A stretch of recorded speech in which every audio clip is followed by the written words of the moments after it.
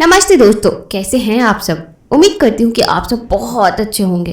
तो आज के हॉरर स्टोरीज के नए एपिसोड में आपका फिर से स्वागत है। तो जल्दी जल्दी से हेडफोन लगाकर रेडी हो जाओ, कहानी शुरू करते हैं। रात के 2 बज रहे थे। राहुल की अचानक से नींद खुली। शायद उसने कोई आवाज़ सुनी थी। उसने अंधेरे में अपने डबल बेड पर हाथ फेरा तो वहाँ उसकी पत्नी नेहा नहीं थी। उसने सोचा कि शायद वो टॉयलेट गई होगी, लेकिन बेडरूम का गेट तो खुला हुआ था और टॉयलेट तो उसके बेडरूम से अटैच था। फिर ये गेट क्यों खुला हुआ है? राहुल ने अपने आप से पूछा। इसका मतलब नेहा टॉयलेट में नहीं है, वह बाहर है। राहुल फिर अपने आप से बड़बड़ाया। राहुल अपने रूम से बाहर आया। वो एक 3 कमरों का फ्लैट था। राहुल ने सारे कमरों में देखा, लेकिन उसे नेहा कहीं नजर नहीं आई। तभी उसकी नज़र कमरे से लगी बालकनी पर पड़ी। उसे वहाँ कोई आराम कुर्सी पर बैठकर हिलता हुआ नजर आया। उसकी पीठ राहुल की तरफ थी और वहाँ अंधेरा भी था, इसीलिए पहचानना मुश्किल था कि वहाँ कौन बैठा हुआ है। राहुल को लगा शायद वो नेहा है, लेकिन नेहा इतनी रात में वहाँ क्यों बैठेगी भला? राहुल ने फिर से अपने आप से सवाल करा। राहुल ने थोड़ा घबराते हुए उसके पास जाकर उसे आवाज़ लगाई। नेहा, ओ नेहा, तुम इतनी रात में यहाँ क्या कर रही हो? लेकिन उसकी आवाज़ सुनने के बाद भी उधर से कोई प्रतिक्रिया नहीं हुई। वो वैसे ही आराम कुर्सी पर हिलती रही। राहुल ने जब देखा कि वो कोई जवाब नहीं दे रही, तो वो उसके और पास जाकर उसके कंधे पर हाथ रखकर बोला, नेहा, क्या हुआ तुम्हें? तुम कुछ बोल क्यों नहीं रही हो? अचानक अपने कंधे पर किसी का हाथ महसूस करके नेहा झटके से उस कुर्सी से उठ खड़ी हुई और फिर उसने पलटकर राहुल की तरफ देखा। राहुल उसका चेहरा देखकर चौंक गया। उसके बाल खुले हुए थे, उसकी आंखें लाल थी, जैसे किसी ने उसकी आंख में मिर्च झोंक दी हो। इस तरीके से लाल और आंखों के चारों तरफ काजल, अंदर नहीं बाहर की ओर। चेहरा सफ़ेद, जैसे खूब सारा पाउडर पोत लिया हो, और होठों पर और होठों के चारों तरफ लिपस्टिक, खूनी लाल रंग की लिपस्टिक। उसकी शक्ल बहुत ही ज़्यादा डरावनी लग रही थी। साथ में रात का माहौल उसे और डरावना बना रहा था। राहुल उसकी शक्ल देखकर घबरा गया और रही सही कसर नेहा के मुंह से निकले शब्दों ने पूरी कर दी। कौन सी नेहा का बात कर रहा है तू? अच्छा, तू अपनी पत्नी की बात कर रहा है। चल भाग जा यहाँ से, यहाँ कोई नेहा वेहा नहीं है। उसकी बात सुनकर और उसका हुलिया देखकर राहुल बुरी तरह घबरा गया। उसकी समझ में नहीं आ रहा था कि अच्छी भाली नेहा को ये क्या हो गया है।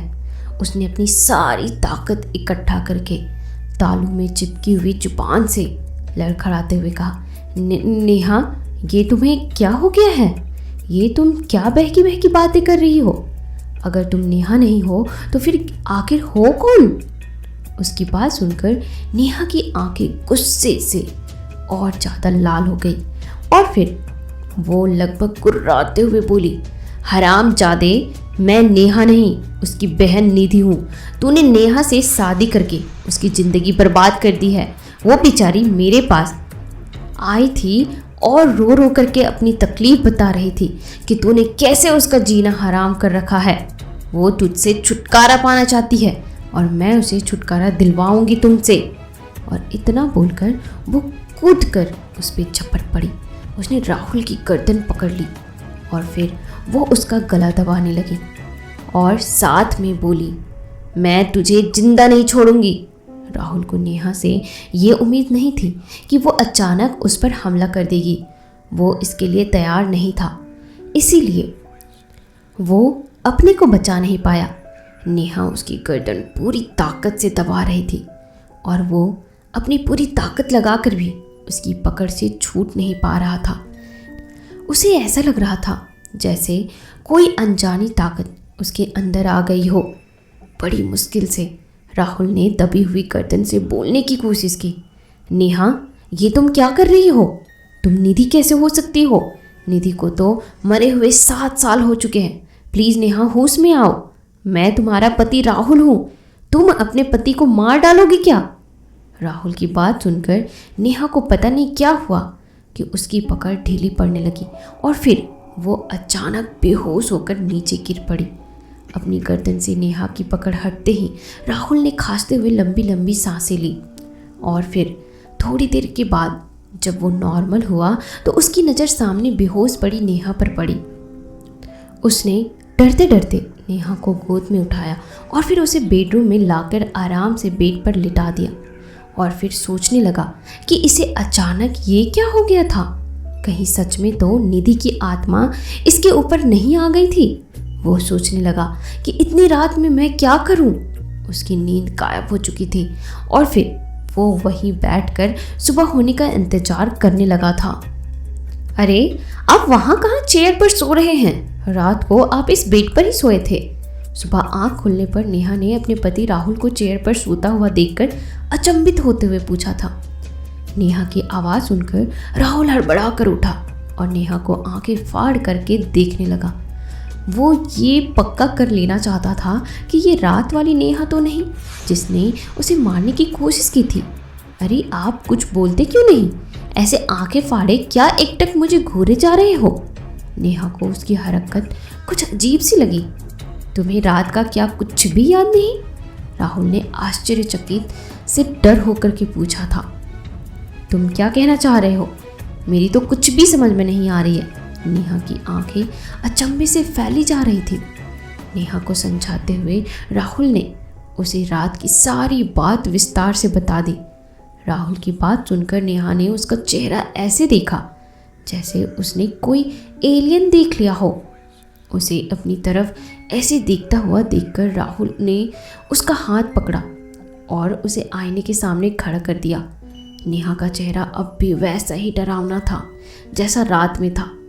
नेहा अपने चेहरे को देखकर खुद ही डर गई और चीख के आईने के सामने से हट गई। अब उसे भी राहुल की बात पर यकीन सा होने लगा था और फिर ये यकीन होने पर वो रोने लगी और साथ ही बड़बड़ाने लगी। ये मुझे क्या हो गया? अब मैं क्या करूँगी? राहुल, कहीं तुम मुझे छोड़ तो नहीं दोगे? उसको इस तरह रोता देखकर राहुल ने उसको अपनी बाहों में कैद कर लिया और प्यार से उसके सर पर हाथ फेर कर बोला, अरे यार, तुम कैसी बातें कर रही हो? भला मैं तुम्हें कभी अपने से अलग कर सकता हूँ? तुम परेशान मत हो, हम आज ही किसी मनोचिकित्सक डॉक्टर के पास चलते हैं। देखना, तुम बहुत जल्दी ठीक हो जाओगी। अच्छा, अब तुम जल्दी से तैयार हो जाओ, मैं भी ऑफिस में छुट्टी के लिए फ़ोन कर देता हूँ। थोड़ी देर के बाद ही वो दोनों शहर के मशहूर मनोचिकित्सक के सामने थे। राहुल ने डॉक्टर के सामने रात में घटी सारी घटना विस्तार से बता दी। थोड़ी देर तक चुप रहने के बाद डॉक्टर ने कुछ बोलने से पहले नेहा को अपने केबिन से बाहर बैठने का इशारा करा। उसका इशारा समझकर नेहा ने राहुल की तरफ देखा जैसे पूछ रही हो कि वो क्या करे। राहुल ने नेहा से कहा, कोई बात नहीं, तुम बाहर वेट करो, मैं डॉक्टर से मिल करके अभी आता हूँ। उसकी बात सुनकर नेहा ना चाहते हुए भी बाहर चली गई। हाँ, तो राहुल जी, ये बताइए कि आपकी शादी को कितना समय हो गया और क्या इस तरह की कोई घटना पहले भी हुई थी? डॉक्टर साहब, हमारी शादी के तो सिर्फ 6-7 महीने हुए हैं और ये रात वाली घटना पहले कभी भी नहीं हुई है, ये पहली बार हुई थी। देखिए, मुझे लगता है कि नेहा के दिमाग पर अपनी बहन के मरने का सदमा कुछ ज़्यादा ही गहरा बैठ गया है और उसी की वजह से ये स्प्लिट पर्सनालिटी का शिकार हो गई है। इसके सोने के बाद इसका अवचेतन मन इस पर हावी होकर इसे निधि बना देता है। आपको ज़्यादा चिंता करने की ज़रूरत नहीं है, मेरे इलाज से ये जल्दी ही ठीक हो जाएगी। डॉक्टर साहब, उसकी बीमारी उसके लिए या किसी और के लिए खतरनाक तो नहीं है? राहुल ने रात में अपने ऊपर हुए हमले को याद करके डॉक्टर से पूछा। उसकी बात सुनकर डॉक्टर मुस्कुराते हुए बोले, देखिए, फिलहाल तो खतरा है, ये अपना या फिर किसी दूसरे का भी नुकसान कर सकती है, लेकिन आप ज़्यादा परेशान मत होइए। मैं जो मेडिसिन आपको दूंगा उनसे नेहा को आराम मिलेगा और रात में ये गहरी नींद में सोएगी। आप उठाओगे तब भी नहीं उठेगी। डॉक्टर की बात सुनकर राहुल काफ़ी हद तक संतुष्ट हो गया और फिर वो वहाँ से मेडिसिन लेकर वापस अपने फ्लैट पर आ गया। जैसे आग लगने का पता धुएं से चलता है, वैसे ही नेहा की बीमारी का पता अड़ोस पड़ोस में सबको पता चल गया था और वे उससे बात करने से घबराने लगे। नेहा बेचारी सारे दिन घर में अकेली पड़ी रहती, क्योंकि राहुल भी घर पर कब तक रुकता, उसे नौकरी जो करनी थी। इसी तरह एक दिन शाम को राहुल ऑफिस से शाम को 7 बजे घर लौटा। उसने फ्लैट की डोर बेल बजाई, लेकिन गेट नहीं खुला। उसने थोड़ी देर वेट करके फिर से लगातार बेल बजाई, लेकिन गेट फिर भी नहीं खुला। अब तक राहुल की दिल की धड़कन जोर जोर से धड़कने लगी थी। उसे लगा कोई अनहोनी ना हो गई हो, और ये सोचकर वो फ्लैट के गेट को तोड़ने के लिए जोर जोर से लात मारने लगा। शोर सुनकर उसके पड़ोसी भी बाहर निकल आए। राहुल ने उन्हें सारी बात बता दी। वे लोग भी उसके साथ गेट तोड़ने में लग गए। थोड़ी देर में ही वो गेट टूटकर गिर पड़ा। राहुल दौड़ता हुआ अंदर गया। नेहा उस कमरे में नहीं थी। वो आवाज़ लगाता हुआ दूसरे कमरों की तरफ दौड़ पड़ा और पीछे पीछे उसके पड़ोसी भी। राहुल जैसे ही अपने बेडरूम में पहुंचा, वहां का दृश्य देखकर उसकी चीख निकल गई। सामने फर्श पर एक आदमी की लाश पड़ी थी, एक 26 से 27 वर्ष के आदमी की लाश। उसे किसी ने चाकू से बड़ी बेरहमी से गोद दिया था। राहुल उसे पहचान नहीं पाया। उसने उसे पहली बार देखा था। तभी उसने रूम में नज़र घुमाई तो सामने बेड पर नेहा बेहोश पड़ी थी। उसके हाथ में सब्जी काटने वाला चाकू था जो पूरा खून से सना पड़ा था, और उसके कपड़े भी खून से सने थे। वहाँ का दृश्य देखकर राहुल सर पकड़कर वहीं ज़मीन पर बैठ गया। वो सोचने लगा कि ये क्या हो गया नेहा से, और ये आदमी कौन है। अब नेहा का क्या होगा। मैं नेहा को फांसी के फंदे से कैसे बचाऊंगा। राहुल की समझ में कुछ नहीं आ रहा था कि वो क्या करे। उसने ऐसी अनहोनी की कल्पना कभी भी नहीं की थी। वो अब भी उस कमरे की फर्श पर निढाल पड़ा था। पड़ोसी उसे हिम्मत बनाए रखने को कह रहे थे, और नेहा अब भी बेड पर बेहोश पड़ी थी। थोड़ी देर में ही वहाँ पुलिस आ गई। शायद किसी पड़ोसी ने उन्हें सूचना दे दी थी। पुलिस वालों ने आते ही सबसे पहले सभी को उस कमरे से बाहर कर दिया, और फिर वे अपनी जांच में जुट गए। थोड़ी देर के बाद पुलिस इंस्पेक्टर बाहर आया और उसने पूछा कि इस फ्लैट का मालिक कौन है और उसका रिश्ता उस बेहोश औरत से क्या है। इंस्पेक्टर का सवाल सुनकर राहुल सामने आया और फिर उसने उसे शुरू से आखिरी तक का सब कुछ बता दिया। इंस्पेक्टर ने उसकी बात बड़े ध्यान से सुनी और फिर उसने कमरे में वापस जाकर नेहा के चेहरे पर पानी के छींटे मारकर उठाने का प्रयास करा। 2-3 बार छींटे मारने के बाद नेहा को धीरे धीरे होश आने लगा, लेकिन जैसे ही उसे पूरी तरह से होश आया तो वो अपने सामने पुलिस को देखकर डर गई। उसे समझ में नहीं आया कि मेरे पति के साथ ये पुलिस क्यों है। तभी उसकी निगाह अपने हाथ में पड़े खून से सने चाकू पर पड़ी और साथ ही अपने कपड़ों पर लगे खून पर भी। वो एकदम से बुरी तरह घबरा गई और फिर उसने चाकू को सामने की तरफ फेंक दिया। वो चाकू सामने पड़ी लाश के पास जाकर गिरा। जैसे ही वहाँ चाकू गिरा तो नेहा की निगाह सामने पड़ी लाश पर पड़ी और लाश देखते ही उसकी चीख निकल गई। उसने जोर से राहुल को आवाज़ लगाई और फिर उससे लिपट गई। उसकी कुछ भी समझ में नहीं आ रहा था कि ये सब क्या है। उसकी हालत देखकर राहुल उसके लिए पानी ले आया और फिर उसने ये सारी घटना उसे बता दी कि कैसे वो ऑफिस से आया और फिर गेट तोड़कर अंदर आया और फिर ये सब कुछ देखा। नेहा को अब भी यकीन नहीं हो रहा था कि ये सब उसने करा होगा। वो भला किसी को क्यों मारेगी। अभी वो सोच ही रही थी कि इंस्पेक्टर ने उससे पूछा, क्या आप इस आदमी को जानती हैं और क्या वजह थी जो आपने इसे मारा। इंस्पेक्टर का सवाल सुनकर नेहा से पहले राहुल बोल पड़ा, सर ये भला इसे क्यों मारेगी, ये तो इसे जानती भी नहीं है। हमने आज से पहले इसे नहीं देखा और वैसे भी ये मानसिक रूप से बीमार चल रही है। और फिर राहुल ने इंस्पेक्टर को नेहा की बीमारी के बारे में विस्तार से बता दिया और साथ ही उसे डॉक्टर की रिपोर्ट भी दिखा दी। इंस्पेक्टर ने उसकी सारी बात सुनने और रिपोर्ट देखने के बाद राहुल से कहा, देखिए, मेरी सहानुभूति आपके साथ है, लेकिन मैं कानून के हाथों मजबूर हूँ। मुझे अभी तो आपकी वाइफ को अरेस्ट करना ही पड़ेगा। बाकी आप कल कोर्ट में ये सारी रिपोर्ट दिखा देना। हो सकता है इन्हें वहाँ से राहत मिल जाए। और फिर ये कहकर पुलिस वाले नेहा को अपने साथ ले गए। अगले दिन 12:30 बजे कोर्ट रूम में अच्छी खासी भीड़ थी। हर कोई इस केस के बारे में जानना चाहता था कि ये मर्डर किसने करा है और मरने वाला कौन था। थोड़ी देर में ही जज के सामने केस की फाइल रखी हुई थी। सरकारी वकील नेहा को ही कातिल साबित करने पर तुला था और राहुल की तरफ से बचाव का वकील ये बता रहा था कि जज साहब, मेरी मुवक्किल मानसिक रूप से बीमार है, इसलिए उसने अपने होश में ये खून नहीं करा। इसीलिए मेरी आपसे गुजारिश है कि मेरी मुवक्किल को इस ग्राउंड पर जमानत दी जाए। जज ने दोनों वकीलों की बात बड़े ध्यान से सुनी और फिर उन्होंने बोला, देखिए, अभी कोर्ट इस नतीजे पर नहीं पहुंच सकती कि मुजरिम की दिमागी हालत सच में ठीक है या नहीं। कोर्ट प्राइवेट डॉक्टर की रिपोर्ट को नहीं मानती।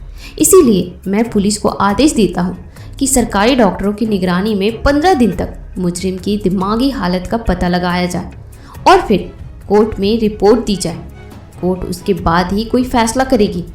और ये आदेश करके जज साहब कोर्ट रूम से उठकर अपने चैम्बर में चले गए और इधर राहुल भीगी आंखों से नेहा की तरफ देखने लगा और नेहा जज के आदेश को सुनकर बिल्कुल पत्थर सी हो गई। उसे समझ ही नहीं आ रहा था कि अचानक उसकी ज़िंदगी में ये क्या तूफान आ गया। अच्छी भली तो आराम से ज़िंदगी चल रही थी, फिर अचानक से ये सब क्या होने लगा। नेहा ज़्यादा देर सोच नहीं पाई। उसे पुलिस वाले कोर्ट से लेकर मेंटल हॉस्पिटल की तरफ चल दिए थे। वो बस पीछे से राहुल की आवाज़ सुन पाई थी, जो जोर से चिल्लाकर कह रहा था, नेहा, तुम बिल्कुल घबराना नहीं, मैं तुम्हें इन सब परेशानियों से निकाल लूँगा। मैं तुमसे मिलने हॉस्पिटल आ रहा हूँ, तुम घबराना नहीं। लेकिन नेहा राहुल के कहने के बाद भी अपने आप को घबराने से रोक नहीं पा रही थी। थोड़ी देर के बाद उनकी गाड़ी मेंटल हॉस्पिटल के अंदर थी। नेहा को वहाँ की सीनियर डॉक्टर के सामने लाकर बिठा दिया गया। वो डॉक्टर नेहा की फाइल चेक करने लगा और फिर वो अपने तरीके से उसको एग्जामिन करने लगा। उसने नेहा से सारी बातें पूछी और फिर उसे एक अकेले कमरे में छोड़ दिया गया और गेट बाहर से बंद कर दिया गया। वो अकेली उस छोटे से कमरे में बेड पर बैठकर फूट फूट कर रोने लगी। अभी नेहा को उस कमरे में बंद करे हुए कोई 1 घंटा ही हुआ था कि तभी किसी ने उस कमरे का गेट खोला और फिर नेहा ने देखा कि वहाँ से राहुल अंदर आ रहा था। राहुल ने अंदर आते समय साथ में आए हॉस्पिटल के चपरासी को 500 रुपये देते हुए कहा कि मुझे अपनी वाइफ से अकेले में बात करनी है। उसकी बात सुनकर वो रुपए हाथ में पकड़कर मुस्कुराता हुआ बाहर चला गया। उसके बाहर जाते ही राहुल नेहा से लिपट गया और फिर वो रोने लगा। रोते रोते वो बोलने लगा, नेहा, ये तुमसे क्या हो गया? अब मैं तुम्हारे बिना कैसे रह पाऊँगा? तुम्हारे बिना तो अपनी ज़िंदगी की कल्पना भी नहीं कर सकता। काश ये कोई भयानक सपना होता और फिर मेरी आँख खुलती और सब ठीक हो जाता। और फिर अचानक राहुल रोते रोते जोर जोर से हंसने लगा, ठहाके लगा के, ताली बजा बजा के। उसे देखकर ऐसा लग रहा था जैसे वो खुद पागल हो गया हो। और फिर अचानक वो चुप हो गया। फिर उसका चेहरा पत्थर सा हो गया और वो अपने दांत पीसते हुए लाल लाल आंखों से नेहा से बोला, अब जाके आई है तू सही जगह। राहुल ने एक एक शब्द अपने दांतों से पीसते हुए नेहा से बोले। राहुल का ये रूप देखकर नेहा को एक झटका सा लगा। उसे बिल्कुल भी समझ में नहीं आया कि राहुल ऐसे क्यों बोल रहा है। उसके मुंह से बस यही शब्द निकले, राहुल, तुम्हें क्या हो गया है? तुम ऐसे क्यों कह रहे हो? बड़ी सती सावित्री बन रही है। बहुत नाटक कर लिया तूने, अब बस कर। मुझे तेरे बारे में सब सच पता चल चुका है। राहुल गुस्से में फुफकारते हुए बोला, राहुल प्लीज़ मुझसे ऐसे मत बोलो। मैंने भला तुम्हारे साथ क्या गलत करा है जो तुम मुझसे ऐसे बोल रहे हो? नेहा जोर से रो कर बोली, लगता है तू तब तक नहीं मानने वाली जब तक मैं खुलकर तेरा कच्चा चीठा नहीं खोल देता। अच्छा तो सुन। और फिर राहुल ने नेहा को अपनी गुस्से से लाल आंखों से घूरते हुए बोलना शुरू करा। तुझे याद है, आज से कोई 1 महीने पहले मुझे मेरी जॉब के सिलसिले में दूसरे शहर जाना पड़ा था, जो मैं अक्सर जाता रहता था। और फिर उस काम को निपटा कर मैं 2 दिन बाद वापस घर आ रहा था। उसी दिन तेरा बर्थडे था और मैं तुझे सरप्राइज़ देना चाहता था, इसीलिए मैंने तुझे अपने आने की खबर नहीं दी। लेकिन मुझे क्या पता था कि सरप्राइज़ तो तू देने वाली थी मुझे। हाँ तो आगे सुन। मैं जिस बस से आ रहा था वो रास्ते में ख़राब हो गई, जिसकी वजह से मैं रात के 1:30 बजे घर पहुंचा। जब इतनी रात हो गई थी तो मैंने सोचा कि तू सो चुकी होगी, इसीलिए मैंने चाबी से फ्लैट का ऑटोमेटिक लॉक खोल लिया था। तुझे शायद ये पता नहीं था कि मैं एक चाबी हमेशा अपने पास रखता हूँ। क्या करूँ, बैचलर लाइफ की आदतें जल्दी जाती नहीं ना। हाँ तो अब आगे सुन। जब मैं चाबी से फ्लैट का गेट खोलकर अंदर आया तो सारे फ्लैट में अंधेरा था, सिवाय बेडरूम के। पहले तो मैं समझा कि शायद तूने अंधेरे में अकेले डर ना लगे इसीलिए रूम की लाइट ऑन की थी, लेकिन मेरी गलतफहमी थोड़ी देर में ही दूर हो गई। जैसे ही मैं बेडरूम के पास आया तो मैंने कुछ आवाज़ें सुनी। पहले तो मैं समझा कि शायद तू टीवी देख रही है, लेकिन मेरा वो भ्रम भी जल्दी ही टूट गया। मैंने बेडरूम के खिड़की से अंदर देखा तो तू किसी और दूसरे आदमी के साथ थी। मैं वो दृश्य देखकर आसमान से आकर नीचे गिरा। मन तो करा कि तुम दोनों का वहीं पर खून कर दूं, लेकिन पता नहीं क्या हुआ कि मैं ये सब करने की हिम्मत ना जुटा पाया। फिर मैंने अपने आप को संभाला और फिर मैं दरवाजे से कान लगाकर तुम दोनों की बातें सुनने लगा। और अगर उस दिन मैंने तुम दोनों की बात ना सुनी होती तो मैं इस समय तेरे सामने जिंदा खड़ा ना होता। तुम दोनों कमीने मिलकर मेरे मर्डर का प्लान बना रहे थे। तू तो कब का मुझे अपने कॉलेज टाइम के प्रेमी के साथ मिलकर ठिकाने लगा चुकी होती, लेकिन भला हो उस बस का जो वो खराब हो गई और मैं लेट हो गया। हाँ तो अब आगे सुन कि मैंने फिर क्या करा। मैंने जब तुम दोनों की सारी बातें सुन ली और फिर मुझे यकीन हो गया कि तू वो नहीं जिसे मैं अग्नि के 7 फेरे लेकर लाया था, बल्कि तू तो कोई और है। बस फिर मैं जैसे आया था वैसे ही चुपचाप वहाँ से चला गया और फिर वो रात मैंने एक होटल में काटी। फिर अगले दिन मैं घर वापस आ गया। मैंने तुझे कानों कान कुछ खबर नहीं लगने दी। बस मैं तुझसे सतर्क हो गया, ऐसा सतर्क जिससे तुझे कोई शक ना हो। और फिर मैं तुझे और तेरे आशिक को ठिकाने लगाने की प्लानिंग सोचने लगा। और फिर एक दिन मुझे तुम दोनों को ठिकाने लगाने का आइडिया मिल गया। मुझे पता था कि 7 साल पहले तेरी बहन निधि की मौत हो चुकी है। बस वहीं से मुझे आइडिया मिला। तुझे याद है जिस रात तूने मुझ पर हमला करा था, उस रात सोने से पहले मैंने तुझे अपने हाथों से कॉफ़ी बनाकर पिलाई थी। तुझे पता है वो सिर्फ कॉफ़ी नहीं थी, मैंने उसमें नींद की गोलियां मिला दी थी, इतनी सारी कि तेरे सर पर कोई ढोल भी बजाए तो तू उठ ना पाए। और फिर जब तू बेहोश हो गई तो फिर मैंने तेरा वो भूतहा मेकअप बड़े इत्मीनान से करा। और फिर जब सुबह तुझे होश आया तो मैंने तुझे वो कहानी अपनी तरफ से बनाकर सुनाई। और फिर मैं तुझे उस दिमाग के डॉक्टर के पास लेकर गया ताकि सबको यकीन हो जाए कि तू पागल है। और फिर उस दिन जिस दिन तूने अपने आशिक का मर्डर करा, अरे नाना तूने नहीं, मैंने करवाया था उस हरामजादे का मर्डर। अब सुन कैसे कि तुझे भी नहीं पता चला। अच्छा चल याद कर, उस दिन की सुबह नाश्ते के बाद मैंने तुझे कुछ नई दवाई दी थी खाने को। असल में वो दवा नहीं थी, तुझे फिर से बेहोश करने की गोली थी। और फिर थोड़ी देर के बाद तू बेहोश हो गई थी। फिर मैंने तेरे मोबाइल से ही तेरे आशिक को मैसेज करा कि वो यहाँ 12 बजे तक आ जाए। मेरा पति ऑफिस के काम से शहर से बाहर गया है। मैं जानता था कि वो ये मैसेज पढ़ते ही दौड़ा दौड़ा आएगा, और वही हुआ। मैं ये भी जानता था कि अगर मैं अपने हाथों से तुझे मारूंगा और उसे मारूंगा तो मैं फंस जाऊंगा। इसीलिए मैं टाइम से ऑफिस चला गया और तेरे आशिक के मर्डर का कॉन्ट्रैक्ट मैंने एक पेशेवर को सौंप दिया। उसे मैंने सब समझा दिया था कि उसे कैसे मारना है और कैसे तुझे फंसाना है। फिर मैंने उसे फ्लैट पर 11 बजे ही भेज दिया उसी चाबी के साथ, और फिर उसने अपना काम बड़ी सफाई के साथ करा, एकदम परफेक्ट। उसके काम से खुश होकर मैंने तो उसे बाद में टिप भी दी थी। इससे आगे का तो तुझे पता ही है। और अब आई तेरी बारी। अगर मैं तुझे वहाँ फ्लैट पर मरवा देता तो मैं ज़रूर फंसता, इसीलिए मैंने तुझे तब नहीं मरवाया। तू तो अब मरेगी यहाँ इस पागल खाने में, और वो भी आत्महत्या करके। मुझे उस कॉन्ट्रैक्ट किलर का काम इतना पसंद आया कि मैंने उसे एक और कॉन्ट्रैक्ट दे दिया, तेरी आत्महत्या का कॉन्ट्रैक्ट। तू वैसे भी कानून की नज़र में पागल है, और तू तो जानती ही है कि पागल कुछ भी कर सकता है, आत्महत्या भी। मैंने इस पागल खाने के कुछ लोगों को खरीद लिया है, वो भी तुझे इस पापी संसार से मुक्ति दिलाने में मदद करेंगे। बस अब तू चिंता मत कर, 1-2 दिन में तू इस तकलीफ से मुक्ति पा जाएगी। अच्छा डार्लिंग, अब मैं चलता हूँ, फिर मिलेंगे तेरे अंतिम संस्कार पर।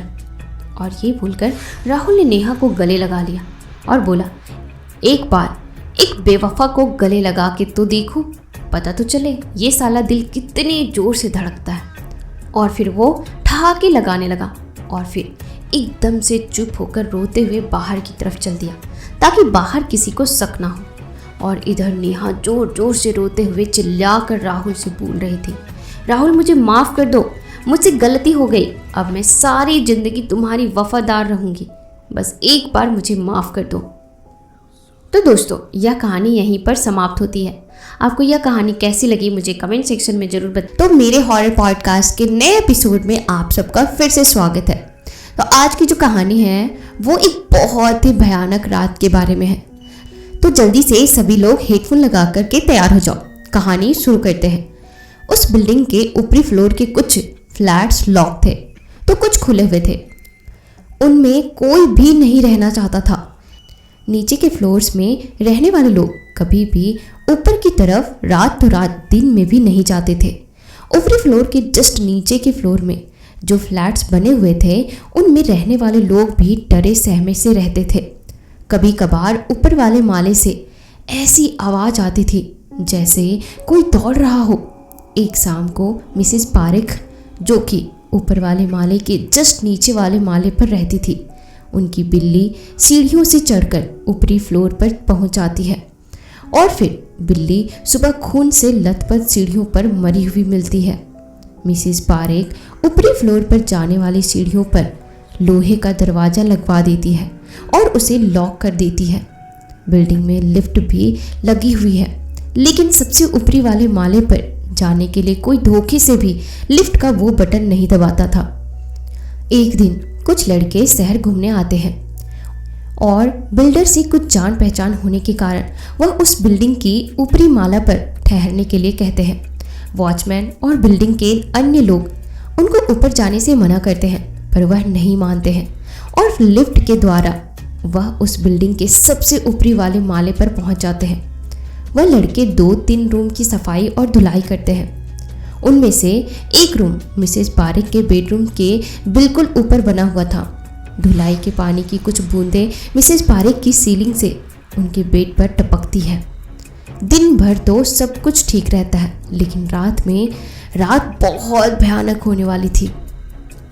रात 12 बजे अचानक से बिल्डिंग की लाइट बंद हो जाती है। सारी बिल्डिंग में घनघोर अंधेरा छा जाता है।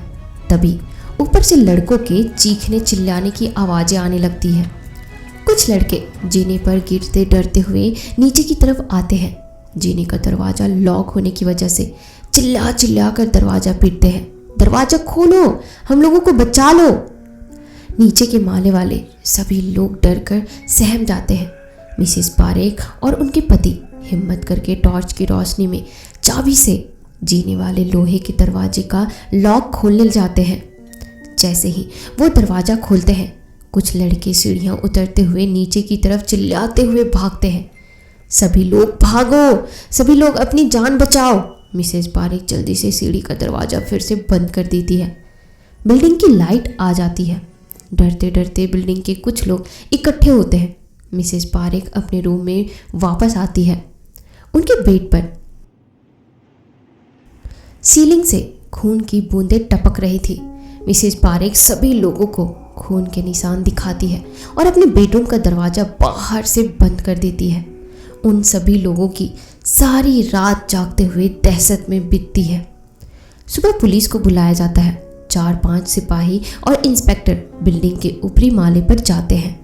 उन्हें 2 लड़के और एक लड़की की लाश मिलती है। बिल्डिंग के सभी लोगों को आश्चर्य होता है कि सभी ने तो केवल लड़कों को आते देखा था, लेकिन लड़कों की लाशों के साथ लड़की की लाश कहाँ से आ गई? अब यह बिल्डिंग खूनी और भयानक बिल्डिंग बन चुकी थी। पहले यह बिल्डिंग ऐसी नहीं थी। कुछ वर्षों पहले इसी बिल्डिंग के ऊपरी माले पर पूनम एक फ्लैट खरीदकर अपनी माँ के साथ रहने लगी थी। पूनम एक कम उम्र की कमसिन हसीना थी।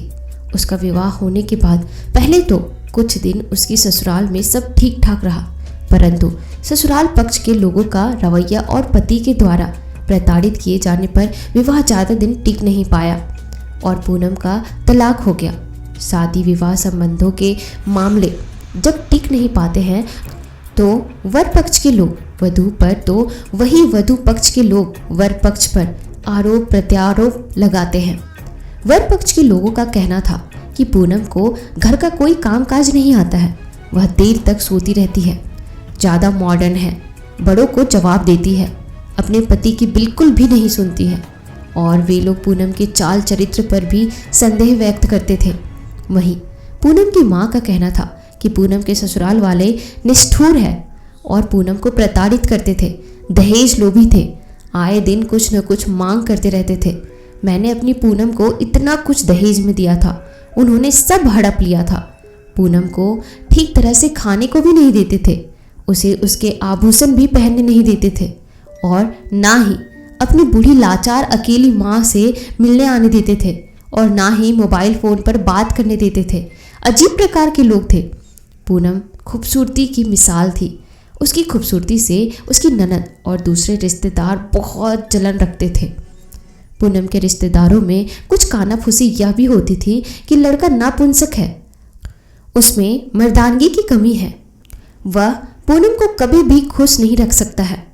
इन सब बातों से तंग होकर पूनम ने पति से कोर्ट में तलाक करा ली थी। पति और उसके परिवार पर दहेज प्रताड़ना का केस भी कर दिया था। इसके एवज में पूनम को कई लाख मुआवजा मिला था। पूनम के पिता पहले ही इस दुनिया से जा चुके थे। उसकी माँ को फैमिली पेंशन मिलती थी। पैसों की पहले से ही कमी ना थी। कुल मिलाकर पूनम और उसकी माँ दोनों ही एक दूसरे के लिए अकेली बची थी। पूनम माँ की बहुत परवाह करती थी। उसकी खिदमत, दवाई आदि का बहुत ध्यान रखती थी। पूनम के फ्लैट के बाजू वाले फ्लैट में एक लड़का चरणजीत रहने के लिए आया। वह शहर में एक प्राइवेट कंपनी में जॉब करता था। फ्लैट उसके रिश्तेदारों का होने की वजह से वह उसमें कम रेंट पर रहने लगा था। पूनम और चरणजीत की बालकनी आजू बाजू बनी हुई थी। चरणजीत ने जब पूनम को पहली बार अपनी बालकनी में से देखा तो वह उसकी सुंदरता का कायल हो गया था। हालांकि पूनम ने कभी भी चरणजीत पर कोई तवज्जो नहीं की थी। दोनों के फ्लैट आसपास बने होने के कारण उन लोगों में थोड़ी बहुत जान पहचान थी। एक दिन रात में पूनम की माँ का ब्लड प्रेशर और शुगर लेवल बढ़ जाने के कारण तबीयत बहुत ही ज़्यादा खराब हो जाती है। पूनम को अपनी माँ को अस्पताल ले जाकर जाने के लिए किसी की मदद की जरूरत थी। पूनम ने संकोच करते हुए चरणजीत के फ्लैट का दरवाज़ा खटखटाया। कुछ देर बाद चरणजीत दरवाज़ा खोलता है और पूनम को सामने देखकर अवाक रह जाता है। चरणजीत के कुछ बोलने से पहले ही पूनम उसे अपनी माँ की तबीयत के बारे में बताती है और उससे मदद के लिए कहती है। चरणजीत पूनम से कहता है, रात बहुत हो चुकी है और मुझे सुबह अपने काम पर भी जल्दी जाना है। आप एक काम करो, वॉचमैन से मदद ले लो। मैं अभी रात में आपकी कोई भी मदद नहीं कर सकता हूँ। पूनम यह सब सुनकर बहुत ही दुखी हो जाती है और वापस अपने फ्लैट में चली जाती है। वह अपना मोबाइल उठाकर किसी और को फ़ोन लगा रही थी कि तभी चरणजीत पूनम के फ्लैट में अंदर आता है और पूनम से कहता है, चलो माँ को अस्पताल लेकर चलते हैं। चरणजीत पूनम की माँ को दोनों हाथों में उठाकर लिफ्ट के द्वारा नीचे आता है। वॉचमैन से टैक्सी बुलाने के लिए कहता है। तीनों लोग टैक्सी से अस्पताल के लिए रवाना हो जाते हैं। रास्ते में पूनम बहुत ही चिंताग्रस्त रहती है। वह बार बार अपनी बीमार माँ की तरफ देखी जा रही थी। चरणजीत पूनम को समझाने का प्रयास करता है कि आपकी माँ जल्द ही ठीक हो जाएगी, आप बिल्कुल भी टेंशन मत लो। रास्ते में पूनम की माँ की तबीयत ज़्यादा ही खराब हो जाती है। चरणजीत टैक्सी ड्राइवर से टैक्सी तेज चलाने को बोलता है। थोड़ी देर बाद वो लोग अस्पताल पहुंच जाते हैं। अगले दिन चरणजीत अस्पताल जाकर पूनम की माँ का हालचाल पूछता है और उनके जल्दी से ठीक होने की कामना करता है। 2 दिन के बाद पूनम की माँ अस्पताल से अपने घर आ जाती है और चरणजीत को अपने पास बुलाकर उसका शुक्रिया अदा करती है। अब पूनम की तवज्जो चरणजीत की तरफ बढ़ने लगी थी। हर शाम को चरणजीत अपनी बालकनी में खड़े होकर पूनम का इंतजार करने लगा था। पूनम भी अपनी माँ की सेवा और घर का कामकाज निपटाकर अक्सर अपनी बालकनी में पहुंच जाती थी। दोनों एक दूसरे को मुस्कुराकर देखने लगे थे। एक दूसरे से नजरें मिलाना और मुस्कुराना प्यार के पनपने की शुरुआत होती है।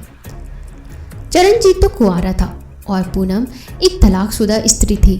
चरणजीत पूनम के फ्लैट में आने जाने लगा था। हालांकि पूनम की माँ हर वक्त मौजूद रहती थी और वह चरणजीत को अपने बेटे के समान समझने लगी थी। धीरे धीरे बिल्डिंग में रहने वाले अन्य लोगों के बीच कानाफूसी होने लगी थी कि हे भगवान, एक तलाकशुदा स्त्री ने एक कुंवारे लड़के को अपने प्रेम जाल में फंसा लिया है।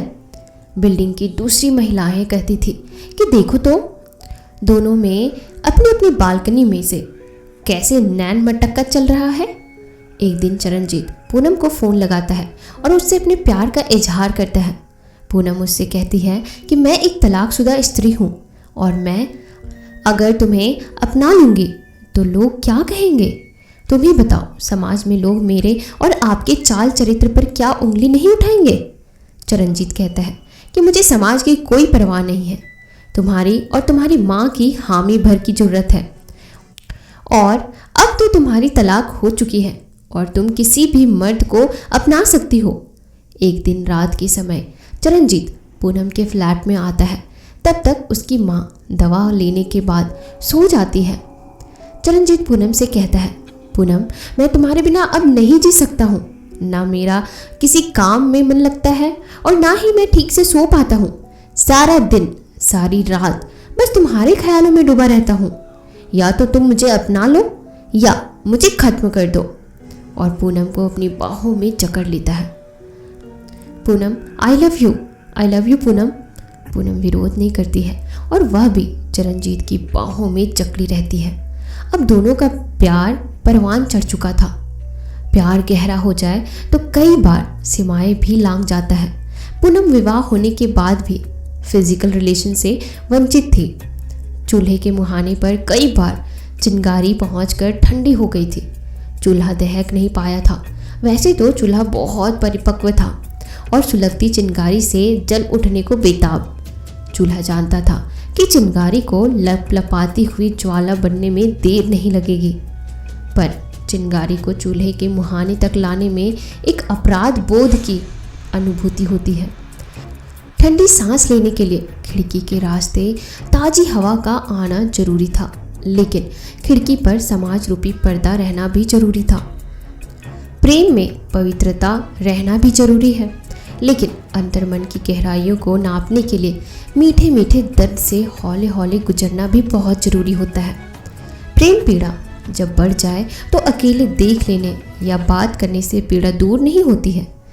शारीरिक सुख से इसका इलाज मुकम्मल होता है। इसी सुख से आपसी बंधनों में प्रगाढ़ता आती है।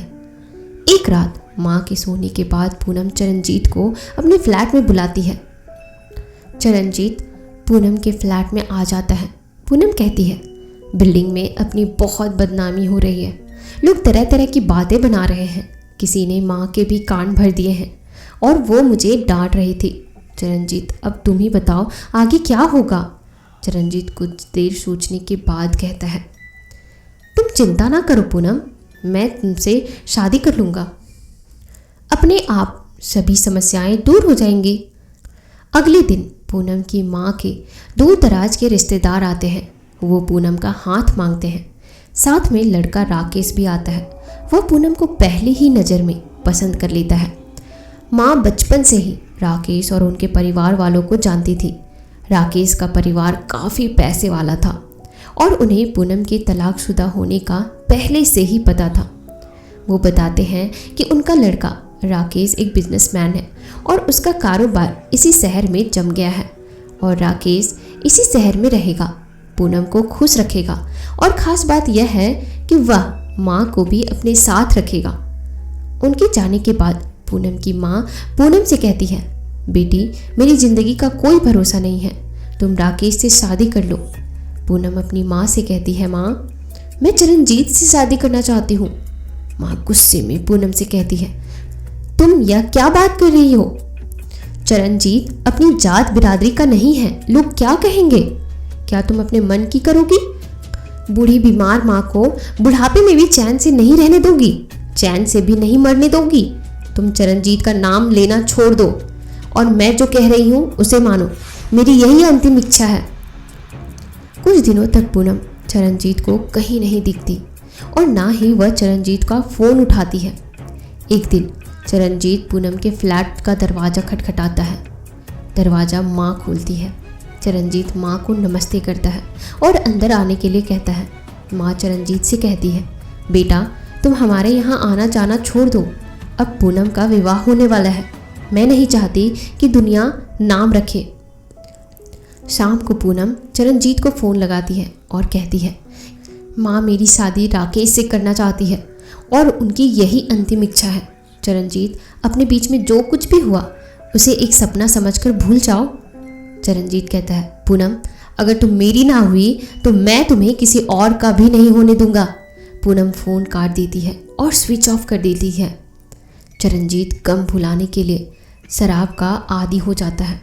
कुछ दिनों में ही पूनम का विवाह होता है और जब उसकी विदाई होने लगती है तो चरणजीत एक रिवॉल्वर लेकर आता है और पूनम पर गोली चला देता है। खून के फव्वारे छूट जाते हैं। शादी में आए मेहमानों में हाहाकार मच जाता है। उसके बाद चरणजीत पूनम के पास में आकर उसका हाथ पकड़कर अपने सिर में गोली मार लेता है और वहीं ढेर हो जाता है। यह सब अचानक होने पर सभी लोग सकते में आ जाते हैं। बिल्डिंग के ऊपरी माले की दीवारों पर चारों तरफ खून के छींटे और फर्श पर खून फैला हुआ था। माँ सदमे से बेहोश हो जाती है। कुछ लोग देखते हैं कि पूनम की सांसें चल रही है। पूनम और उसकी माँ को अस्पताल ले जाया जाता है। चरणजीत की खून से सनी लाश वहीं फर्श पर डली रहती है। अस्पताल में पूनम को बचा लिया जाता है। पूनम और उसकी माँ बिल्डिंग छोड़कर राकेश के साथ चली जाती है। चरणजीत का फ्लैट सील कर दिया जाता है। कुछ दिनों के बाद बिल्डिंग के इस ऊपरी माले के फ्लैट्स में रहने वाले अन्य लोगों पर एक भयानक आत्मा का साया मंडराने लगता है और वो आत्मा थी चरणजीत की। सबसे ऊपरी फ्लोर के एक फ्लैट में रात 3 बजे डोरबेल बजती है। टिंग टिंग। डोरबेल 2-3 बार और बजती है। टिंग टिंग टिंग टिंग। फ्लैट में रहने वाले सोहन लाल उठ जाते हैं और सोचते हैं, इतनी रात गए कौन आया है? और वो दरवाजे में लगे लेंस होल से देखते हैं। उनको बिल्डिंग का चौकीदार दिखाई देता है। सोहन लाल दरवाज़ा खोलते हैं और चौकीदार से कहते हैं, क्या बात है, इतनी रात में मुझे नींद से क्यों जगाया है? चौकीदार कहता है, ऐसा लग रहा था कि इस ऊपरी माले पर कोई चीखता हुआ दौड़ रहा हो। नीचे के माले वाले और बिल्डिंग के सभी लोग उठ गए। क्या आपकी नींद नहीं खुली है? सोहनलाल कहते हैं, नहीं, मैंने तो कोई भी आवाज़ नहीं सुनी। तुमने जब डोरबेल बजाई तभी मेरी नींद खुली थी। चौकीदार कहता है, हालांकि अभी आवाज़ तो बंद हो गई है, पर आप सतर्क रहना, पता नहीं कौन है। क्या माजरा है? चौकीदार लिफ्ट के द्वारा वापस नीचे उतर जाता है। सोहनलाल दरवाज़ा वापस लगाकर सो जाते हैं। कुछ समय बाद उनके फ्लैट की बालकनी की कुछ खुली हुई खिड़की चर्र की आवाज़ के साथ पूरी खुलती है और एक साया अंदर आता है। सुबह सुबह ऊपरी माले पर चीख पुकार चालू हो जाती है। सोहनलाल का खून हो जाता है और उनकी खून से सनी हुई लाश सीढ़ियों पर डली हुई थी। सीढ़ियों से खून बहकर नीचे तक आ रहा था। बिल्डिंग के लोगों ने देखा कि सोहनलाल को उनके फ्लैट से जैसे कोई घसीट कर सीढ़ियों तक लाया हो। लोगों में दहशत का माहौल था। पुलिस को बुलाया जाता है।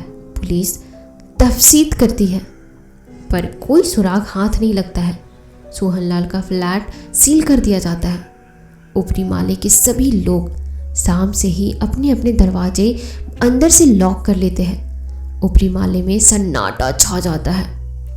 रात के 9 बजे ऊपरी माले पर रहने वाली सावित्री देवी लिफ्ट से नीचे उतरकर बिल्डिंग के सामने की दुकान पर अपने बच्चे के लिए दूध लेने जाती है और दूध लेकर वापस लिफ्ट के द्वारा ऊपरी माले पर पहुंचने के लिए लिफ्ट का बटन दबाती है।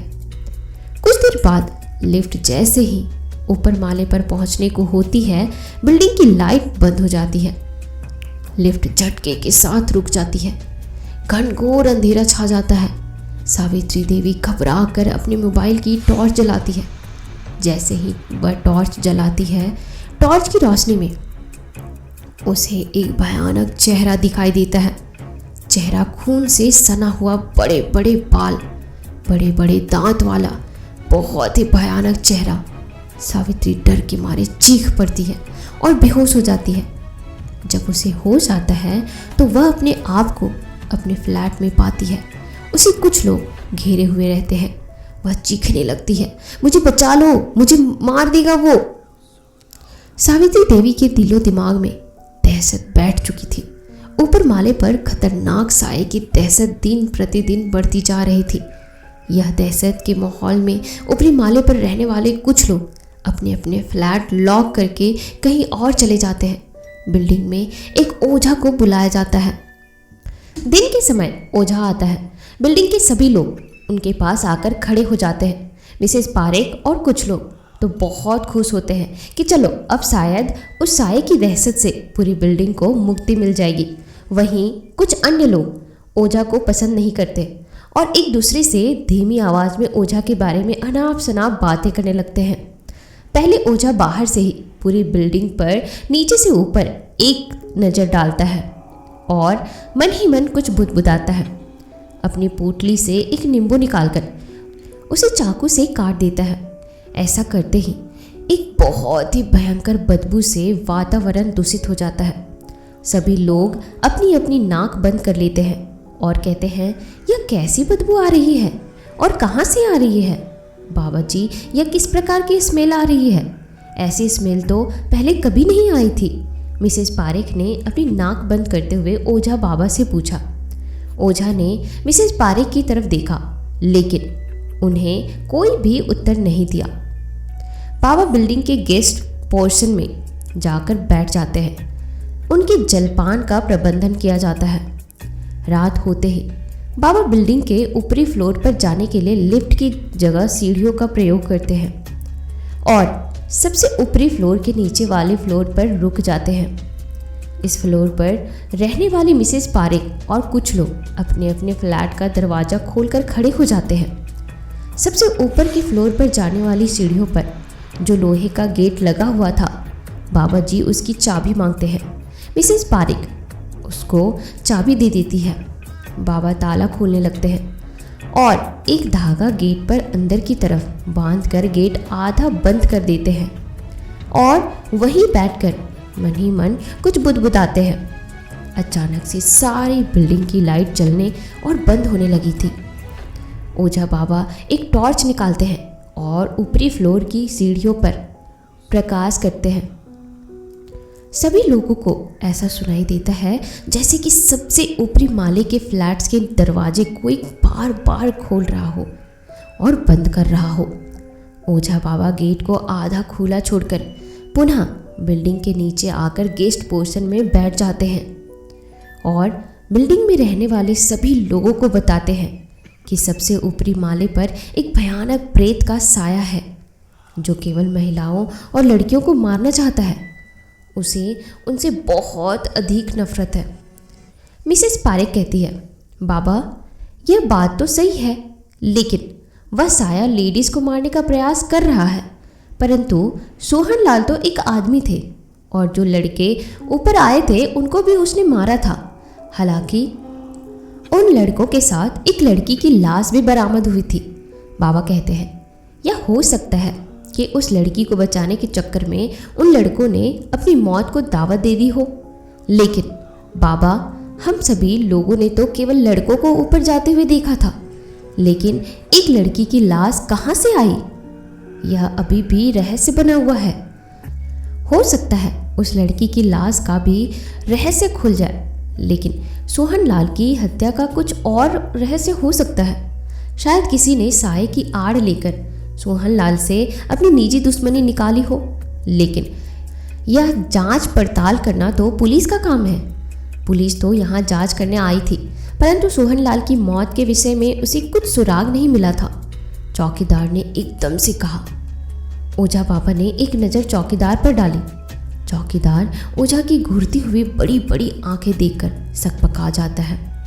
बाबा, अगर आपकी यह बात सही है कि वह प्रेत का साया सिर्फ महिलाओं की जान लेना चाहता है, तो अब हम महिलाओं का क्या होगा? वैसे भी मैं लिफ्ट में से उस प्रेत के साये से बाल बाल बची थी, सावित्री देवी ने चिंता व्यक्त करते हुए कहा। तुम जो ये ताबीज़ गले में पहनी हुई हो, इसी के कारण तुम्हारी जान बची थी, ओझा बाबा ने सावित्री देवी को घूरते हुए कहा। उस प्रेत के साये की दहशत से बचाने के लिए मुझे कुछ समय दो। मुझे बहुत सी तैयारी करके आना पड़ेगा। हालांकि मैंने सीढ़ियों पर एक अभिमंत्रित धागा बांध दिया है, जिससे उस जगह से तो कोई खतरा नहीं होगा, लेकिन आप लोग लिफ्ट का प्रयोग कम ही करना। मैं अभी जा रहा हूँ, बाबा ने कहा। बाबा, लेकिन आप उस साये से इस बिल्डिंग को छुटकारा दिलवाने कब वापस आएंगे? एक अन्य व्यक्ति बाबा की ओर देखते हुए बोला। यह बात मैं तुम लोगों को अभी नहीं बता सकता। मुझे कई तैयारियां करना है और किसी एक अंधेरी रात को चुनकर यहाँ आना होगा। रात के समय मिसेस पारेख दरवाज़ा बंद करके अपने बेडरूम में सोने के लिए जाती है। सीढ़ियों पर बाबा द्वारा बांधे गए अभिमंत्रित धागे से वह कुछ बेफिक्र हो जाती है। वह अपने बेड पर लेट जाती है और आंखें बंद कर लेती है। तभी उनके चेहरे पर सीलिंग से कुछ बूंदें गिरती है। वह तत्काल अपनी आंखें खोलकर सीलिंग की तरफ देखती है। नाइट बल्ब की रोशनी में उनको कुछ समझ में नहीं आता। वह अपने चेहरे को अपने हाथों से पोंछ लेती है। उठकर लाइट ऑन कर सीलिंग की तरफ देखती है। सीलिंग में तो उनको कुछ नज़र नहीं आता, अलबत्ता उन्हें उनके चेहरे और हाथों पर खून के निशान दिखाई देते हैं। वह डर जाती है और तत्काल वॉशरूम की ओर हाथ और चेहरा धोने के लिए भागती है। जैसे ही वह हाथ और चेहरा धोकर आईने में देखती है तो उनको अपने चेहरे पर कुछ लकीरें बनी हुई दिखाई देती है। वह लकीरें धीरे धीरे बढ़ती ही जा रही थी। वो बार बार अपना चेहरा धोती है, लेकिन वह लकीरें पूरे शरीर पर फैलने लगती है। वो दहशत में आकर वॉशरूम से बाहर की ओर भागती है और गिर जाती है। उनका सिर उनके बेड से टकराता है। वह चोट से कर्राती हुई उसी बेड पर लेट जाती है। उसकी नज़र सीलिंग पर पड़ती है। उनको सीलिंग में एक छोटा सा होल दिखाई देता है। वह होल थोड़ा बड़ा सा हो जाता है और उसमें से उनको एक छिपकली आती हुई दिखाई देती है। अभी वो कुछ समझ पाती, इससे पहले ही वह छिपकली उनके ऊपर गिरती है और वह घबराकर उस छिपकली को झपटती हुई अपने बेड से गिर जाती है। उनको सीलिंग की ओर से कुछ आवाज़ सुनाई देती है। सीलिंग के होल में से एक भयानक खून से लथपथ हाथ का पंजा निकलता हुआ दिखाई देता है। वह चीखती हुई घुटनों के बल ही अपने फ्लैट से बाहर निकलने के लिए दरवाजे की ओर भागती है। उनको इसी फ्लोर पर खुली हुई लिफ्ट दिखाई देती है। वो आनन फानन में उस लिफ्ट में चली जाती है और नीचे की तरफ जाने के लिए फर्स्ट फ्लोर का बटन प्रेस करती है। लिफ्ट का डोर बंद होता है, लेकिन यह क्या, लिफ्ट नीचे जाने की बजाय ऊपर की ओर जाती है। वह बचाओ बचाओ चिल्लाती है। लिफ्ट सबसे ऊपर के फ्लोर में पहुंचती है और उसका डोर खुल जाता है। वह बार बार नीचे ले जाने वाला बटन प्रेस करती है, लेकिन बटन काम नहीं करता। तुरंत ही उस फ्लोर की लाइट बंद हो जाती है और घनघोर अंधेरा फैल जाता है। उनको कुछ दिखाई नहीं देता। वो डरती हुई रोने लगती है। तभी अचानक से लाइट चालू हो जाती है और लिफ्ट का डोर बंद होने लगता है। इससे पहले डोर पूरी तरह से बंद होता, वही खून से लथपथ हाथ लिफ्ट के अंदर आ जाता है और झट से उनका गला पकड़ लेता है। लिफ्ट नीचे आती हुई फर्स्ट फ्लोर पर रुक जाती है। सुबह सुबह सारी बिल्डिंग में कोहराम मचा हुआ था। मिसेस पारेख की लाश लिफ्ट में से निकाली जाती है और उसे पुलिस पोस्टमार्टम के लिए ले जाती है। अब तो बिल्डिंग के नीचे वाले पोर्शन में भी कोई नहीं रहना चाहता था। सभी लोग वो बिल्डिंग छोड़कर जाना चाहते थे। बिल्डर भी हरकत में आता है और ओझा बाबा को बुला जाता है।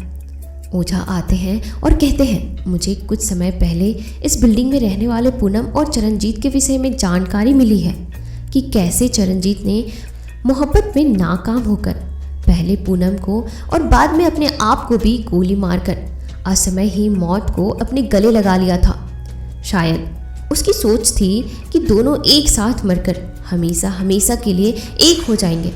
पूनम तो अपनी किस्मत के चलते बच गई, परंतु चरणजीत का प्रेत साया इसी बिल्डिंग के सबसे ऊपरी माले पर ही पूनम की आत्मा को ढूंढने के लिए भटकने लगा था। हालांकि उसके साये को अभी यह नहीं पता है कि पूनम जिंदा है। मुझे लगता है जब वो कुछ शैतान लड़के इस बिल्डिंग के ऊपरी माले पर रुकने के लिए आए तो अय्याशी करने के लिए वो एक लड़की को लड़के के भेष में लाए थे। संयोग से उस लड़की की शक्ल सूरत पूनम से मिलती जुलती रहती होगी। शायद चरणजीत का साया उसे देखकर ये समझा होगा कि पूनम जिंदा है और चरणजीत के प्रेत साये ने उसे मार डाला था।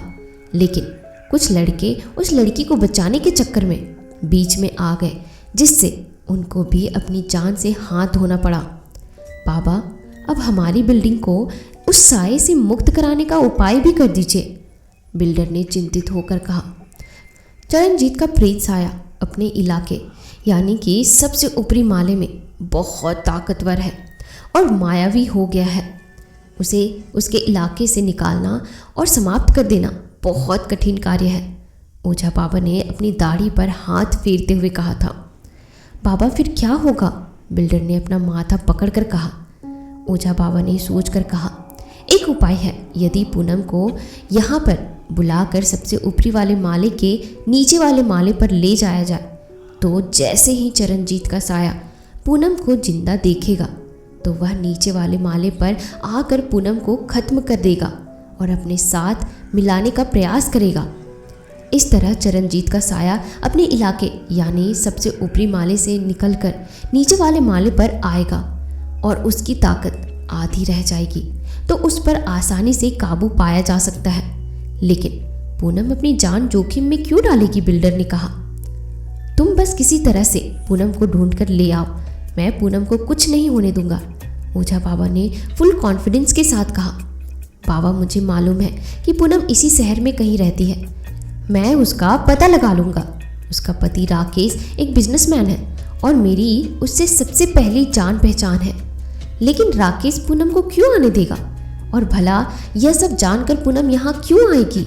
ओझा बाबा बिल्डर के पास आकर धीरे से उससे कहते हैं कि तुम यहीं आसपास एक बिजनेस डील पार्टी रखो जिसमें शहर के कुछ चुनिंदा बिजनेसमैन को आमंत्रित करो। पूनम जब यहाँ पर आकर अपनी पुरानी बिल्डिंग को देखेगी तो वह ज़रूर इसमें आने के बारे में सोचेगी। उसकी पुरानी यादें उसे इस बिल्डिंग तक अवश्य खींच लाएगी और यह भी हो सकता है कि पूनम के दिल में चरणजीत की यादें भी बची हुई हो।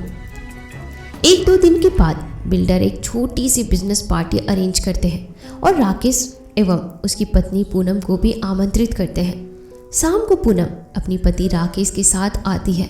उसकी नज़र अपनी बिल्डिंग पर पड़ती है तो उसकी यादें मचल जाती है। पूनम के दिलो दिमाग में अभी भी चरणजीत के लिए जगह थी। उसे अपने और चरणजीत के साथ हुए घटनाक्रम की यादें उमड़ने लगती है। उसका दिल बिल्डिंग में अपने फ्लैट में जाने के लिए मचल जाता है। वह अपने पति से बिल्डिंग में जाने के लिए कहती है। राकेश कहता है, ठीक है, आप जब तक अपनी पुरानी बिल्डिंग में जाकर घूमाओ और वहाँ रहने वाले पुराने लोगों से भी मिल लो, तब तक मैं यहाँ बिल्डर के साथ बिजनेस की कुछ बातचीत कर लेता हूँ। पूनम बिल्डिंग के नीचे पहुँचती है। चौकीदार पूनम को देखते ही पहचान जाता है। अरे पूनम मैडम आइए। पूनम चौकीदार से ऊपरी फ्लोर पर चलने के लिए कहती है। चौकीदार सख्ते में आ जाता है और पूनम को ऊपरी माले पर ना जाने की सलाह देता है। पूनम मैडम, आपके यहाँ से चले जाने के बाद सबसे ऊपरी माले में कुछ गड़बड़ रहती है और वहाँ पर कई डरावनी घटनाएं हो चुकी है। आपकी जान को भी खतरा हो सकता है और अब तो रात भी होने को है। अरे यह तुम लोगों का वहम है, ऐसा कुछ नहीं होता है। लगता है आप मुझे ऊपर नहीं जाने देना चाह रहे हैं, पूनम ने चौकीदार से नाराज़गी जताते हुए कहा। चौकीदार के मना करने पर भी पूनम अकेले ही लिफ्ट में जाकर सबसे ऊपरी फ्लोर का बटन प्रेस करती है। लिफ्ट सबसे ऊपरी माले पर जाकर रुकती है। पूनम लिफ्ट में से निकलकर अपने फ्लैट की ओर हो जाती है। उसका फ्लैट खुला हुआ था और काफ़ी पूरा गंदा पड़ा हुआ था। पूनम अपने फ्लैट को कितना साफ सुथरा रखती थी। वह अंदर चली जाती है। पूनम की माँ अब नहीं रही थी। पूनम के अंदर जाते ही उसे फ्लैट से जुड़ी अपनी माँ की यादें आने लगती है। उसके आंसू झरझरा कर बहने लगते हैं। यादें भी घने बादलों की तरह होती है जो घुमड़ती है और आंखों से बह निकलती है। पूनम थोड़ी देर फ्लैट में रुकने के बाद बाहर आकर उसका दरवाज़ा बंद कर अपने बाजू वाले चरणजीत के फ्लैट पर नज़र डालती है। वहाँ ताला लगा हुआ था। वह ताला पकड़कर देखती है जो बंद था। उसे अपने पास एक हवा का झोंका महसूस होता है। उसके बाल बिखर जाते हैं। वो बालों को ठीक करती हुई वहीं दीवारों से टिक कर खड़ी हो जाती है और चरणजीत की यादों में खो जाती है। उसके दिल और दिमाग से चरणजीत की यादें गई नहीं थी और उसे अक्सर ही चरणजीत की याद आने पर अपने दिल में दर्द सा महसूस होने लगता था। बिछड़ी हुई मोहब्बत की कसक दिल में दर्द सुकून देता है। आंखों में नमी छोड़ जाती है। वह आंसू पोंछती हुई वापस लिफ्ट में सवार होती है और फर्स्ट फ्लोर का बटन प्रेस करती है, लेकिन लिफ्ट का डोर बंद ही नहीं होता। कुछ देर कोशिश करने के बाद वह सीढ़ियों की ओर जाती है। अचानक से बिल्डिंग की लाइट जलने बुझने लगती है। चरणजीत के प्रेत साये ने पूनम को देख लिया था। पूनम को अपने कानों में एक डरावनी आवाज़ सुनाई देती है, पूनम। वह इधर उधर देखती है, लेकिन उसे कुछ समझ नहीं आता। वह घबरा कर नीचे वाले फ्लोर पर आने के लिए सीढ़ियों की तरफ तेजी से भागती है। उसे सीढ़ी पर ओझा द्वारा बांधा गया कलावा दिखता है। वह उसे उठाकर उसके नीचे से निकलकर नीचे के फ्लोर पर आ जाती है। चरणजीत का प्रेत साया भी उसके पीछे पीछे आता है, लेकिन सीढ़ियों पर बंधे हुए अभिमंत्रित कवाले को देखकर ठिठक जाता है। फिर वह साया लिफ्ट के रास्ते से नीचे वाले फ्लोर की तरफ आता है। पूनम नीचे आते ही सोचती है, अरे यहाँ तो मिसेस बारिक रहती थी, वह कहाँ है और बाकी के लोग कहाँ पर हैं? लाइट पूरी तरह से बंद हो जाती है। पूनम डर जाती है और डर कर रोने घबराने लगती है। वह पसीने से तर तर हो जाती है। चरणजीत का प्रेत साया पूनम की तरफ आगे बढ़ता है कि ठीक तभी ओझा बाबा मसाल जलाए हुए एक फ्लैट में से निकलकर चरणजीत के साए और पूनम के बीच में आकर खड़ा हो जाता है और तुरंत ही मंत्र पढ़ते हुए एक बड़ा सा कलावा धागा प्रेत साए की ओर फेंकता है। वह कलावा प्रेत साए से लिपट जाता है। चरणजीत का साया घबरा उठता है और बहुत भयंकर आह की आवाज़ निकालता है। तू पूनम को छू भी नहीं सकता, ओझा ने चिल्लाते हुए कहा। तुम मेरे रास्ते से दूर हट जाओ। मैं पूनम को खत्म करके इसकी आत्मा को अपनी आत्मा से मिलाना चाहता हूँ, चरणजीत के प्रेत साए ने गरजते हुए कहा। ओझा ने मंत्र पढ़ते हुए धागे को खींचा और जलती हुई मसाल साए की ओर कर दी। साया कहराने लगा। पूनम डरती हुई ये सब होते हुए देख रही थी। मेरे प्यार ने मुझे धोखा दिया है। मैंने तो पूनम को खत्म कर दिया था, लेकिन यह जिंदा थी और मैं साया बनकर इसे ढूंढने के लिए यहीं पर भटक रहा था, साये ने कराहते हुए कहा। साया धीरे धीरे चरणजीत के शरीर में बदल जाता है और कहता है, मैं पूनम को अभी के अभी खत्म करना चाहता हूँ, मुझे छोड़ दो। अब तू मेरी पकड़ में है। मैं तुझे मासूम इंसानों की जान लेने के लिए नहीं छोड़ सकता, ओझा बाबा ने कड़क आवाज़ में कहा। मैंने तुम्हें कोई भी धोखा नहीं दिया है। तुम्ही ने मुझे मारने का प्रयास किया और खुद अपने आप को खत्म कर लिया। तुम ही बताओ, मैं अपनी बीमार बूढ़ी माँ की सुनती या नहीं? चरणजीत, तुम तो मुझे मारकर मेरी आत्मा को अपनी आत्मा से मिलाना चाहते हो। मैं तो जीते जी तुम्हारी रूह को अपनी रूह में उतारी हुई हूँ। और तुम तो इंतकाम लेने के लिए कई मासूम जिंदगियों की जान ले चुके हो। मोहब्बत तो दो रूहों का मिलन है। शरीर तो मिट जाते हैं पर रूह तो अजर अमर है। अब तुम ही बताओ, मेरा प्यार सच्चा था या तुम्हारा? तब तक बिल्डर, राकेश, चौकीदार और अन्य लोग वहां पहुंच चुके थे। यह सब देखकर वो घबरा गए थे। पूनम की बात सुनकर चरणजीत के प्रेत शरीर ने कहा, मुझे मुक्ति दिला दो, मुझे मुक्ति दिला दो। ओझा बाबा ने मसाल चरणजीत के प्रेत शरीर पर लगा दी। चरणजीत का प्रेत शरीर जलकर भस्म हो गया और उसकी आत्मा को मुक्ति मिल गई। पूनम रोती हुई राकेश के साथ बिल्डिंग से चली जाती है। पुलिस चौकीदार को सोहनलाल के कत्ल के इल्जाम में पूछताछ के लिए पकड़ कर ले जाती है। अब इस बिल्डिंग की कोई भी रात भयानक रात नहीं होती थी। तो दोस्तों, आपको कैसी लगी यह कहानी मुझे कमेंट सेक्शन में ज़रूर बताइएगा। और इस कहानी का अगर आपने पार्ट 1 नहीं सुना है तो जा करके पहले इस कहानी का पार्ट 1 सुने। और इस कहानी का पार्ट 1 आप तभी सुन सकते हैं जब आप इस चैनल को सब्सक्राइब करेंगे। तो जल्दी से इस चैनल को सब्सक्राइब कर दो ताकि आगे भी आने वाले जितने भी हॉरर स्टोरीज़ हो सबसे पहले आप सुन सको। और हाँ, पिछले वीडियो में सबसे पहले जो कमेंट करने वाले मेरे सब्सक्राइबर थे वो थे कुंदन खान फ्रॉम पाकिस्तान। तो अगर आप भी चाहते हो कि आपका नाम ऐसे सॉर्ट आउट किया जाए एपिसोड के अंत में, तो आप भी मेरे कमेंट सेक्शन में खुद का नाम और आप कहाँ से हो वो ज़रूर मेंशन करना। मिलते हैं नए एपिसोड में नई कहानियों के साथ। तब तक के लिए आप अपना ख्याल रखना। और अगर आप भी चाहते हो कि आपकी कहानियों को मैं आवाज़ दूँ, अपने चैनल पर लोगों को सुनाऊँ, तो आप मुझे इंस्टाग्राम पर शेयर कर सकते हो। मेरी इंस्टाग्राम की आईडी है डिजिटल दिव्या 001, जिसकी लिंक मैंने डिस्क्रिप्शन में डाल रखा है। तो वहाँ से जा कर के मुझे इंस्टाग्राम पे रीच कर सकते हो।